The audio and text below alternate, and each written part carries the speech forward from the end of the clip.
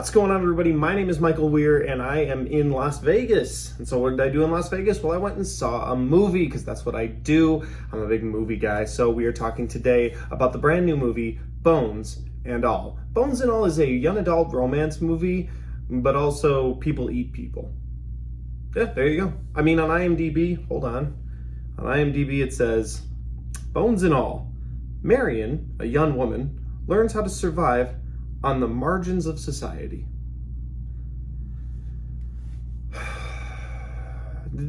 You know, January has horror movies that are just like the worst, but at least they're not pretentious. Let's do the review. All I think is that I love you. And so, guys, the movie Bones and All stars Timothée Chalamet as Lee. And Lee's a guy that kind of talks like this, "You don't want to be around me." And Taylor Russell stars a girl named Marion, who is on the search for her mother after her father abandons her after she eats all of the skin off of one of her friend's fingers. Yeah, so she has this night where she goes out with her friends. She sneaks out of the house and she goes out with her friends, and the friend's like, "Hey, look at my nail polish. What do you think of this?" And then she just eats all the skin off of her finger and then runs home, and her dad's like, "We gotta get out of here." But then when the next morning when she wakes up at the new place that they're at, her dad is long gone. He left her a cassette tape and he's like, "Hey, listen to this." And she listens to it and it's like, "Hey, you have a problem. The first time I saw it, you ate someone's ear. And I've just been kind of covering it up the whole way, but I can't do it anymore. And also your mom was just like this, and here's where you can find her later." So that's the setup for this movie. You've got Marion's character going on a quest to go find her mother, to sort of get answers, to understand why she has this knack, this want to eat people. And if her mother was the same way, she wants those answers. But on the way, she meets Timothée Chalamet's character of Lee. And Lee is like this drifter, grifter guy who also eats people. And he's been doing this for a lot longer. He can smell when there's other eaters, we'll call them. I don't know what they call them in the movie. I don't even think they call them, but whatever. We'll just call them eaters. When he can smell when other eaters are around. So she and Timothée Chalamet now start this journey, and the movie sort of turns into this young adult romance where these two people are trying to find their way through life. But like in a normal movie, they would be at a grocery store. In this movie, they're eating people. And that's the best way I can put this movie to you guys without spoiling things. There's not much more to spoil, to be completely honest, but we're gonna move on to my likes and my dislikes. So for my likes, guys, I really only have one, and that is the setup for this movie. Like, I kind of like the idea of exploring this new world. And what I mean by that is, like, they're going to have to world build if you're telling me that there's part of the population on Earth that is normal, and then you've got part of the population on Earth that likes to eat people. And it's not really accepted, but people kind of know about it. Like, that's kind of what this movie's going for.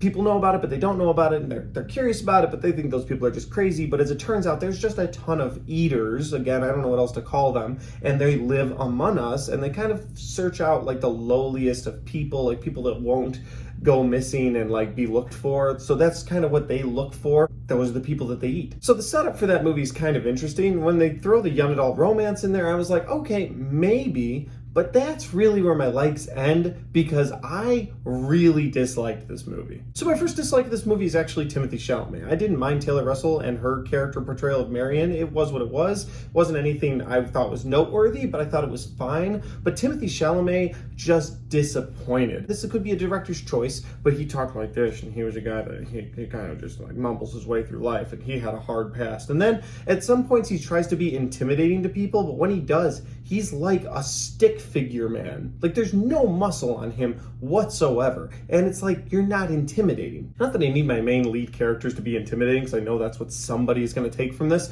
What I'm saying is, if you have a character that's going to like stare down people or chase people out of a grocery store at one point, like, he should be intimidating. And this guy looks like if you threw a rock at him, he would just fall apart. Like, he looks so frail. That's kind of what Hollywood's going for lately, and I get that. Like, that's what they want. They want to push like woman power and frail men, and it's just not for me. Like, give me John Wick any day of the week over frail boy who chases people out of a grocery store. It just doesn't work. Next up, you've got the young adult romance aspect of this movie. I get where they were going with this. They're like, okay, we've got these two people. They both have this sort of same issue. And so maybe we can kind of make them fall in love with each other because they're trying to find their way through life and they're kind of using each other to find their way through life. And that usually works in a story. But when you get into the fact that these characters are not very likable because every other scene they're eating some innocent person, like whether or not the person will be missed or not shouldn't matter. You're eating people. And Taylor Russell's character sort of kind of goes back and forth with that, but she's always right there eating with him. So like there's no reason to root for these main characters. And then you've got the two main storylines of this movie where she's looking for her mother and he's dealing with his dark past. So you got these two characters who are both on a quest and they're kind of going on this quest together.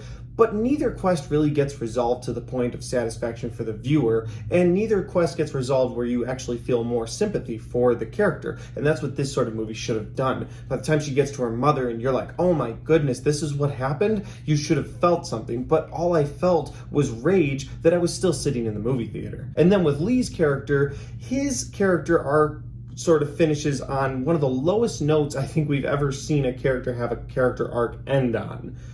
It's just boring. Next, you got the fact that they tried to build this as like a slow burn movie, and it does have those vibes. It has the vibes of like It Follows, a very slow burn, or The Witch, a very slow burn, and I like those movies. So don't get in the comment section saying, oh, you must not like slow burns. No, I like slow burn movies when they're done right. I like horror slow burn movies. I think that is actually a genre that I'm glad has come to light because it's something that I've really enjoyed in the last several years. But this is my issue with slow burn movies. If slow burn does not have a payoff, then slow burn is just wasting 2 hours and 15 minutes of my life. And finally, we get to the grotesque scene of cannibalism after grotesque scene of cannibalism after grotesque scene of cannibalism. Watching people just eat people's flesh and drink their blood and just having it all over their faces afterwards. It's gross, but there's no payoff in the movie other than just shock factor to you, the viewer. It's not horror if it's just gross. This is the same issue I had with Terrifier 2. So if you're on that train, you probably won't agree with me here. But if you put in grotesque horror, I have no problem with that. But when the whole point of grotesque horror is just to shock the viewer for a minute until you get back to your incredibly boring and lazy storyline, it doesn't make a good movie. Overall, guys, I'll say that Bones and All was not a very good time at the movies, and I didn't have much expectations going into this, so really all it had to do was get there. You know what I mean? Like, I went in like no expectations. So usually when I go into a movie with low expectations because the trailers didn't do it for me and I'm just seeing it because, hey, I'm bored and I need to see something at the movie theater and it's new, usually a movie like that, I can find a lot of things to like about it. Like, okay, I liked how they did this. I liked how they did this. But this movie didn't have any of that. And I probably won't talk about Bones and All ever again on my channel except for my worst movies of the year list, because I guarantee you Bones and All has found a place on my worst movies of 2022 list, which is coming later this month. Be on the lookout for that, guys.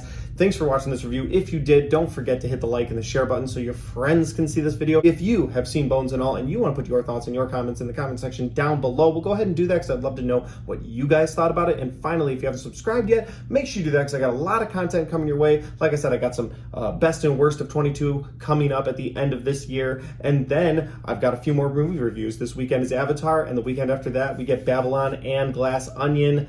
Guys, I'm really looking forward to the next 3 movies. Be on the lookout for those reviews. Thanks for watching, and I'll see you next time.